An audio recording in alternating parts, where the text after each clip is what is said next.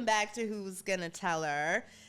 The conversations we avoid said out loud. Thanks for dealing with us yet again. Today, we're talking about boundaries.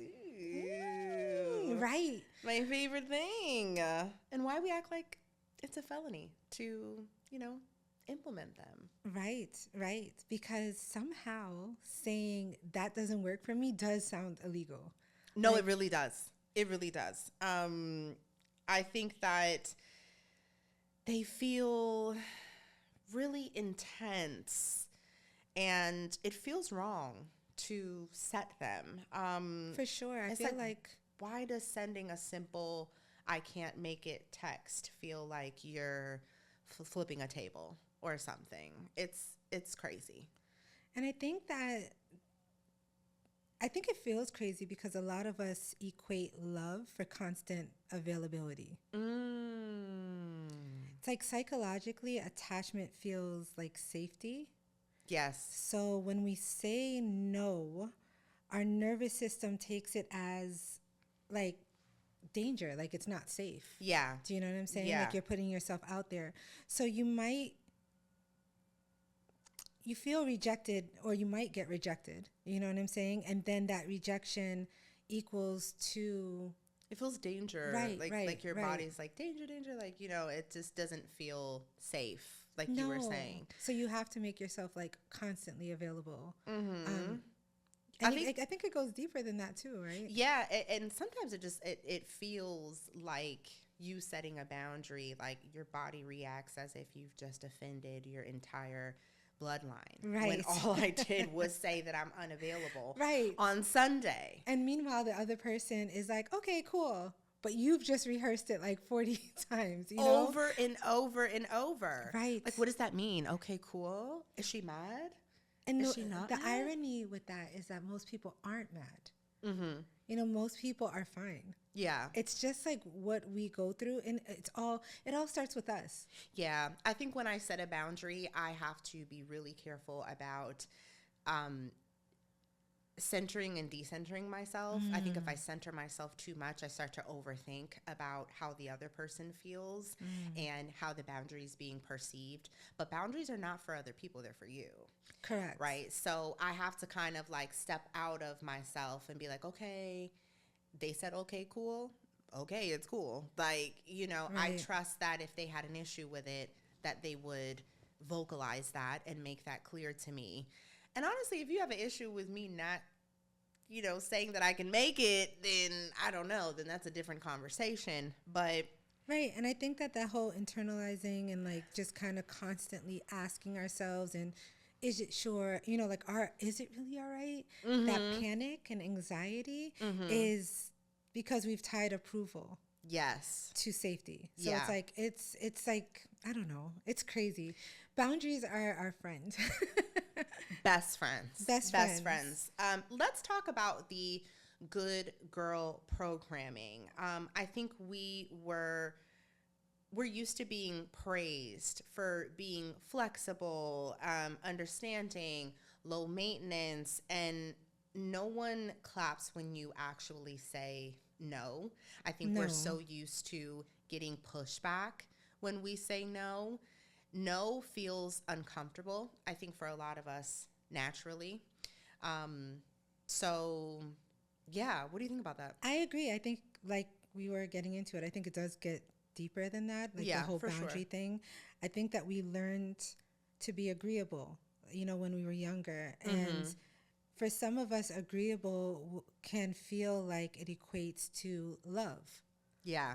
Yeah. So now when we assert ourselves, no matter if it's, strongly asserting it or just setting light boundaries, it does feel like we're risking too much. It's like we're risking that love. And feeling like you're too much, or Correct. feeling like, oh, she's complicated, or, she's not manageable. Right.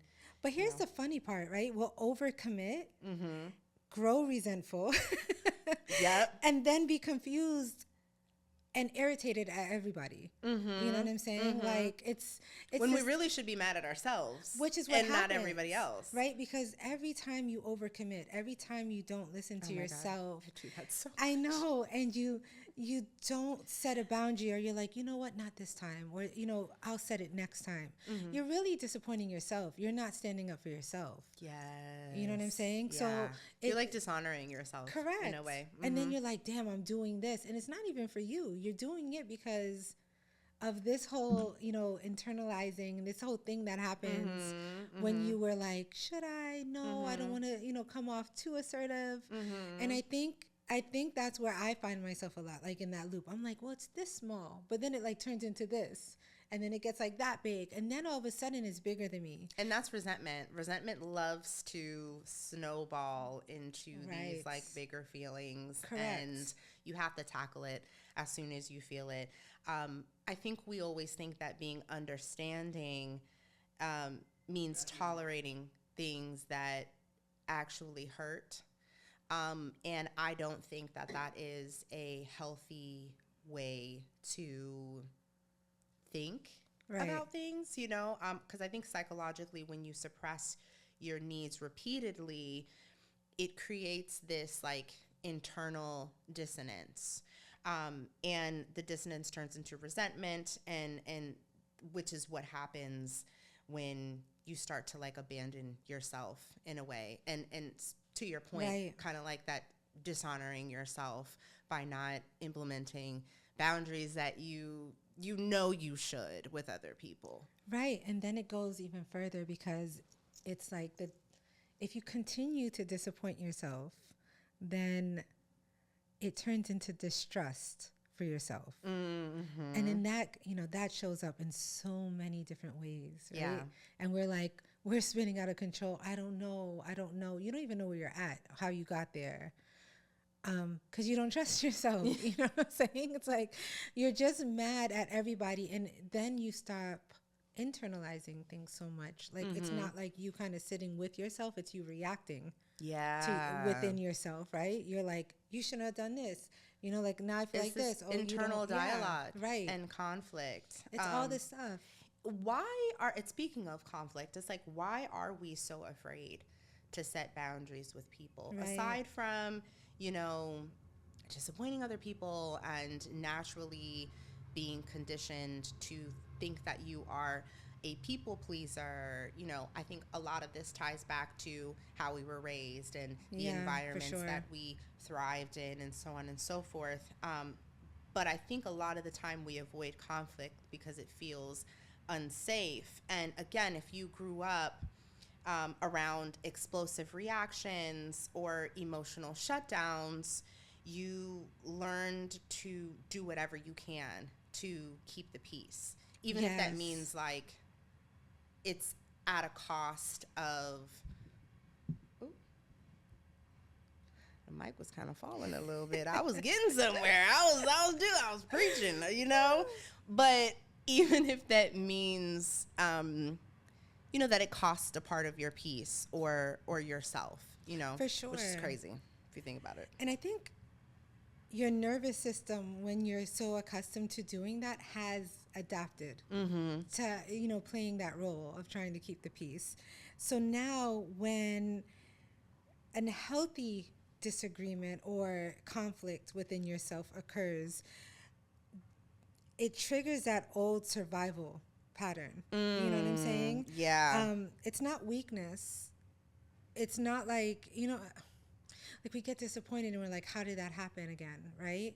But it's actually conditioning, I think, you know, because we're so accustomed to doing that. Oh, yeah, absolutely. You know, like unlearning, I think, is the hardest part of growing and getting older and more mature and kind of having a perspective shift within yourself. Like the unlearning part is the hardest for me. But I really think that avoiding short-term discomfort creates this like long-term bitterness, and we can link that back to the resentfulness. And nobody really talks about not only being resentful with other people, but building resentment within yourself I definitely think that is something we don't speak about enough. And I think bitterness will start to come out sideways. You know, it always does. And for me, it's like in sarcasm, or same. it's the like, I'm fine, you know, and I'm mysteriously tired every time that one person calls, you know, like I just don't want to deal. Yeah. No, and for sure. I think I start feeling like that when I am noticing that I'm like, okay, there's something in me that's not really, I'm not really upholding the boundary the way that I want to, or the way that I anticipated. Yeah. And I'm starting to build like this bitterness against like this other person, or whatever the situation is. When it's really internal, because like you said something and I was like, damn, sometimes I'm driving or I'm in the middle of cooking anything, and somebody will call and I'll be like, what? Yes. What do you want I from actually me? do that every time. Not you, not like my for lifers, but like, you know, somebody that I just like maybe don't feel like talking to at the moment. I almost always am like, what now? Or I'm like, girl, and what do you want? Like, and it could be like we haven't spoken 2 days. You know what I'm saying? And just because like the phone rang, I'm like, what do you want from me? What else can I give you? I'm literally like that all the time. There's people that I always want to talk to. Right. You're one of them, of course. But when my phone rings and I'm just like, what do you want? What do you want from me? And when you said that, I was like, it's the boundaries. It is our own boundaries. And it's like, look at the way we're reacting to people. You know what I'm saying? Look at the way we're handling a phone call. But it's really because of us. It's like, why do we have to pick up the phone? Exactly. Because we're about to break another boundary. It's like, I don't want to be bothered right now. I'm cooking. This is my peacetime. I'm listening to my music, whatever. And here they go calling me. It's not that they called. It's that my dumb ass is going to pick up the phone because I just have to. Because I feel like I have to. I mean, what's the big deal? I pick up the phone. What's the big deal if I don't? There is no big deal. No. And that's the thing. And then things happen, and I'm not going to say no names, but like then things happen, and then you don't pick up the phone, and you're like, well, I called you. And that's triggering for me because I'm like, damn, I set a boundary. I called you 20 minutes later, like when I got done. Like, and bitch, if it was really an emergency, your ass would have texted me, emergency. And what do you want me to do with that? You called. I got it. I called back. Like, so it's all this resentment, but it's not really towards the person. It's really your fault. It's really with us. The resentment is internal because it's like they literally are calling about something good. Like, you know, they're like, hey, how you doing? Yeah. Just checking in, just checking in. Or for whatever. It's not them. So it's like I don't want to be checked on. I'm sorry. I know. Leave me the fuck out of it. Okay. It's so funny because I used to feel pressure to answer every single call, and I do not do that anymore. Good for you. I think it has taken a toll on my mental health. If somebody calls and I just simply don't feel like speaking, I will not answer the phone. Same. And I make it very clear. I'm like, hey, on the weekend, I intentionally, I mean, it's not too much intention behind it because then it's like, it's a double-edged sword for me. But I'm like, I just leave my phone. I do not, unless I'm actually looking through it or I'm doing something on it. And it's not a lot. Like, I'm actually not that active on things. You know, like, it's like that meme you see where you're like, if you didn't pick up during my ride home, that's it. That's it. Like, that's how I am. Yeah. Like, I'm unavailable now. Right. I've walked through my front door. Because now I'm in my house. Yeah. And now I'm with me. Yeah. You know what I'm saying? It's me time. So I think that, like, that brings us to, like, when we actually get to building boundaries, how do we do it with love, and what does that look like? Because it's love for ourselves or love for the other person, or just in general. Like, I think out of is there a way to love, do it? You know what I'm saying? Both simultaneously. Yeah, because I think that doing it with love. I mean, if you got love for the other person, that ain't going nowhere. Yeah. But I think it's more so for me when I think about it, it's more of a love for me where it's not this thing where it's reacting. Like, I'm not triggered and responding. It's the love for you, and that you can stand in that in a calm place of it's like positivity, not negativity, you know? Because I think when some people hear the word boundaries, we think that it's like slamming doors and burning the bridges. You know what I'm saying? It's like this negative connotation to it. It's like, oh, sorry, am I stepping on your boundaries? And it's like, that's them. That's really them. That's them. Yeah, that's a them not problem. You. And I think because we are so uncomfortable with boundaries, I think when we set them, it's always like, oh, it's like this tiptoe. It's like, right, correct. Did you take that well? Did you take that well? Like, are you okay? Like, yeah. Do we need to talk? Like, right. And I think building them with love means clarity without cruelty. Like, you don't have to. It's just so I set a boundary recently with someone, and I also wanted to say too that you don't have to wait for things to happen to set a boundary. You can just set a boundary because you feel in your heart that a line needs to be drawn in the sand, and it's not you being cruel, it's just you being clear about your time, your capacity, whatever the case may be. But I felt like when I set the boundary with the other person, they didn't really take it well. It was like, oh, what do you mean by that? Or, oh, like, it just felt like it was a very defensive kind of energy. And for a second, I internalized it, and I was like, oh, maybe I shouldn't have said that. Or maybe I should have waited until that person asked or brought it up. And then I was like, you know what? No, because I needed to be upfront and clear with what I was capable of doing and my capacity and my availability at that time. And that's okay, because boundaries are for me, not for the other person.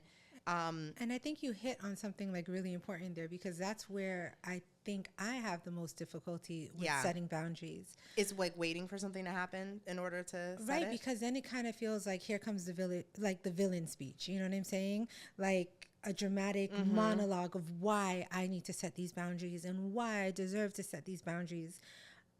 And I'm trying to get to a place, and I think this is key, where it's just calm ownership. It's like, so a lot of that has been me kind of practicing pausing and just, like kind of sitting with it and reiterating to myself that, like, I deserve this. This is no big deal. It's a simple fucking boundary. Like, and it's mine. So it's like, we don't have to villainize it. Right. Yeah. So it's like this calm ownership I try to attain. That I think is really, really, really powerful. And it doesn't try to control the other person and how they're going to react to it. It just protects my energy. And I think that in aiming to do that, you know what I'm saying? And then really taking it away from the other person, because I think that when initially we are like, oh, this is a boundary that needs to be set, it's like this person did something to me to make me feel uncomfortable, and I am going to set this boundary so that they don't do that to me again. And then you go tell them, hey, by the way, next time you show up at this door, it's going to be closed. And I just yes, I'm screaming because I feel like I forgot to say that part of my spiel just now. And that's exactly why I ended up setting the boundary, because this person had a history of repeated patterns.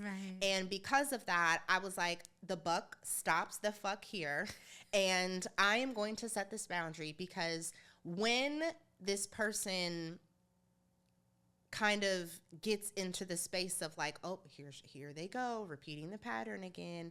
Now I feel like I have to be the bad person to be like, okay, no, like, or like, no, you know, and it gives me like a different type of anxiety and energy when that stuff happens. And now I'm like, okay, here we go again. And like, I don't feel like, you know, if I say no, then I feel bad. And then the guilt starts to kind of creep in. And so I don't have to deal with that. And I can kind of stay one step ahead of that. I'm going to set this boundary, not because it happened, but because I don't want to deal with it happening. I literally cannot. I cannot. Right. So thank you for saying that. Yes. Exactly. And you this set is the boundaries part. Because people have repeated patterns. Right. Exactly. And here's the part that some women aren't going to like. Ooh. We got to hit y'all with a hard truth. Yes, yes. I think that if someone, like you said, like if someone takes it bad or if someone gets angry when you set a respectful boundary, they weren't benefiting from your love. They were benefiting from your lack of love for yourself. For yourself, yeah. And respect for yourself. Like, I feel like, for me, it's not triggering or offensive for you to tell me you have a boundary. But again, it's really important that it's not a reaction type of thing. Yeah. You know what I'm saying? Yeah. Like, if somebody tells me, like, hey, yeah, we can go out, but, like, I have a 2-drink minimum. Like, that has nothing to do with me going out with you. Like, that's your whole thing. Yeah. Or I don't cuss, or I need to be home by a certain time, or what, you know what I'm saying? That was there before. But if something were to happen and you're like, you see, like, next time you call me out, you know what I'm saying? I can see where somebody might be able to take it offensive because of the way that you're kind of setting it.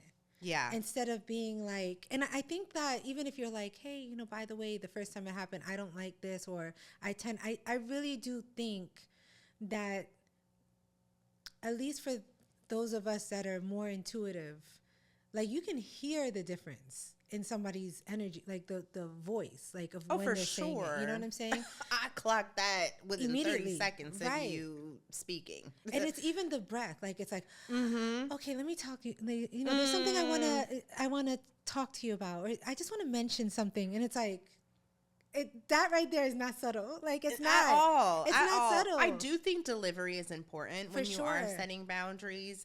I actually try to be as, like, monotone as possible when I can tell when I'm like really having an uncomfortable conversation with somebody else, but it's like I have to set the boundary. I'm like, okay, well, I just want to talk to you. But let me tell you, that is telling. Is it? Because you're never monotone. You're right. You're never monotone. So, when you get like that, it's like, oh shit. Like she's serious. Just say it, Cece. Just say it. Just say it. Okay. I think that all that plays a part, but I think that the way that you get better at that, because it's hard, is by doing the self-work. Like, I deserve this. It's not about them. It's about me. I don't like it. They did nothing wrong. They only did something wrong is, like, after I say it. If they continue, it ends. Yeah. It's always hard, too, because, like, if you're a person who has a hard time with delivery, and you tend to naturally be reactive versus responsive, right. And I think setting boundaries can be really difficult too, because you kind of feel like, if I get a whiff of any defensiveness or any, like, or I have to make sure that I say this in the nicest way possible, but it doesn't, like, setting boundaries doesn't automatically make you evil.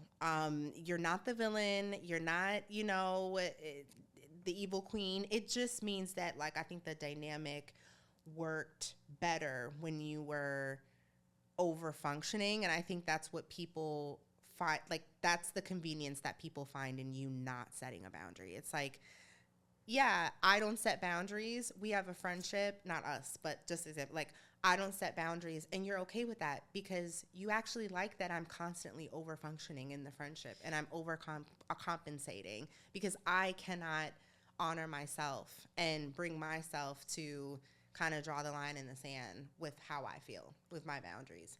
Right. And I don't even think that's a friendship. I think that's where it gets, this is such a fucking tricky thing. Yeah. It's so hard for me. Like, I'm constantly working on setting boundaries. Like, it is You're my really life's good at work. It, though. Mm-hmm. For real? Thank you. Yeah. I appreciate that. You are really good at setting boundaries. Thank you. Yeah. No, seriously. But I will say this. I set those boundaries and I'm fucking with them. But no, the thing is, I think the biggest thing and the hardest thing is when you've had a friendship, or we grow, right? This is long-term friendships or relationships, family, like you've been at a job for 10 years or something. Boundaries don't discriminate. Right. And it's like, you're like, you know what, this is not working for me, and you do all the work, you're ready, there's a fear that I think appears that's like, okay, now that I set this boundary, doesn't mean that this relationship's going to shift. Like things are going to change now. So that is so real. Yeah. But let me take it even a step further. I think if the relationship only survives when you're self-sacrificing, which is a very real thing. For sure. Especially when you don't know how to set boundaries, it was never secure to begin with. I think it was just convenient for the other person. And I think that's what I was trying to articulate and say before, is when you have a friendship or a relationship built off of convenience, it's never going to feel like it's in alignment for you. Right. And the person you're trying to grow into. Right. It's going to be a constant. Is it worth it? It's not. And you know what? You know that. You know that. And you don't want, and that's the sad part, because I always think back. I remember in high school. But I remember in high school, and I remember somebody, like when you first, dating and things like that, and they're like, it's not that you love that person, you love the reflection of yourself, right? So it's like, I remember that, and for some reason, it always shows up. I'm like, why do I feel this way with this person, but I keep them around? Yeah. And I'm like, is it something that I see in, like, what am I benefiting from? Is it the reflection of myself? Is it this? Like, what is it? I always think back to it. It's a relationship based off of convenience from both sides. But when it gets to the point where you are like, they're calling, you're like, what the fuck do you want? Yeah. What do you want now? Or like, like, what is it then? Because it's like, why are we doing this? Yeah. Yeah. Well, I mean, then we kind of get into like attachment styles and all that stuff. But it's so multi-layered. It's so crazy. But I do this think won't be the only episode about boundaries. No, yeah. I mean, we love them. They're love boundaries. Friends. Yeah. They're our friends. We love them. So you want to get better at setting boundaries. I know this is the question you guys have been asking from the second we said the word boundaries. How do we do that? What do you think? What would you tell the listeners? I think that at the end of the day, boundaries are less about controlling the other person, right? And more about building self-trust with yourself. Like it sucks. That's that's the hardest, it's going to be uncomfortable regardless. Right. And every time you speak up, your brain, it registers as like, I can protect myself. Like I can do this. And I did that. And that's huge. Yeah. Because self-trust reduces anxiety, right? And when you know that you won't abandon yourself, you don't feel this desperate need for external validation from people, from social media, from jobs, from the outside world. You free yourself from like these like internal like jail cells in our minds. And what else could you want? But to be free. Is that not what life is about? Right. And let's be honest, I think a lot of us aren't scared of losing people. I mean, some of us are. I surely am not. I think we had this discussion last time. It's real easy y'all for us to cut it. Y'all know I'm ready to cut somebody off at any moment. Hand me the scissors. But I think we're scared as being seen as difficult, and somehow that feels harder. That feels like a harder pill to swallow. But difficult to whom? Right. To the people who benefited you from you being silent. Like, is that even? Is it? I know. You know what I'm saying? It's like this imaginary, like this whole thing that we build up that's not even there. Like it's not about that. Yeah. So to close it, like boundaries aren't mean. Like, no, they aren't something negative. No, they're maintenance. Yes. And maintenance prevents emotional mold. Yes. That is so true. I think, everybody has heard the saying like, oh, speak up and do it scared. Do it anyway. Oh, yes. I love that. And I think that you are going to feel discomfort setting boundaries, but it gets easier every time. I got to say that right there, though, that I live by that. Like, I'm like, I don't do it scared. Yeah. I don't care. Like, I'm literally eyes Same, closed, me too. like, Yeah. waiting.